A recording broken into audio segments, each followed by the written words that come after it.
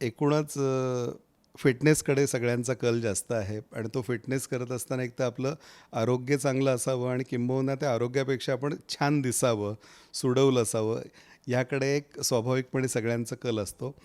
परंतु जे मन आहे हे मन मुळात आपलं सुदृढ असणं, तंदुरुस्त असणं गरजेचं आहे. मग मनाच्या ज्या ज्या काही क्षमता असतील, मग त्याच्यात तत्परता असेल, एखादी गोष्ट चटकन आपल्याला ग्रास्प करणं असेल, जी गोष्ट करतो त्याच्यामध्ये एकाग्रता, सातत्य निर्माण होणं असेल, एकूणच आपली ज्याला म्हणतो की बौद्धिक चापल्य आपलं कसं जास्त चांगलं वाढेल, याच्यासाठी आपण प्रयत्न करत असतो. मनशक्ती माइंड जिमच्या माध्यमातून आपल्याला 2-3 गोष्टी तिथे अनुभवता येतात. एक म्हणजे आपल्या स्वतःमधल्या अनेक सुप्त क्षमता आहेत.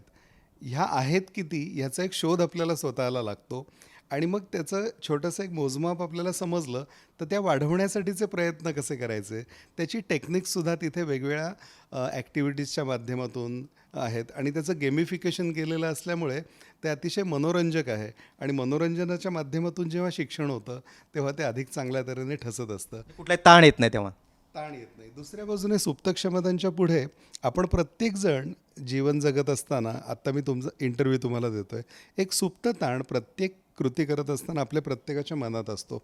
मग आपल्या प्रत्येकाचे ताण घेण्याच्या तऱ्हा काय आहेत, स्ट्रेसचे ट्रिगर्स प्रत्येकाचे वेगळे वेगळे आहेत, ते कोणते आहेत, किंवा स्ट्रेस आल्यानंतर आपण किती वेगाने शक्ती स्वतःची त्यामुळे घालवत असतो, असे हे एनर्जी एक्सपेंडिचर पॅटर्न्स, हे सगळं पाहणारी, याचा वेध घेणारी जगातली अत्याधुनिक यंत्रणा आपण त्या ठिकाणी उपलब्ध करून दिलेली आहे.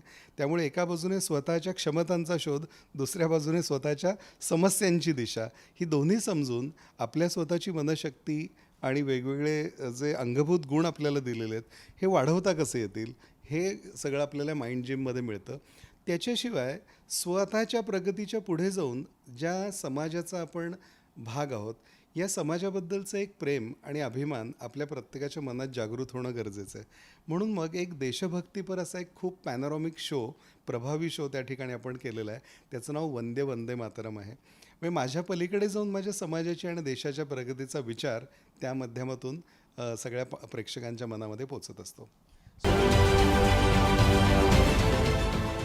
देश विदेशातील प्रत्येक घडामोडींचे लाईव्ह अपडेट मिळवण्यासाठी आता साम टीव्हीच्या सर्व सोशल मीडिया प्लॅटफॉर्मला लाईक, फॉलो आणि सबस्क्राईब करा. तसंच सर्व नोटिफिकेशनसाठी बेल आयकॉन प्रेस करायला विसरू नका.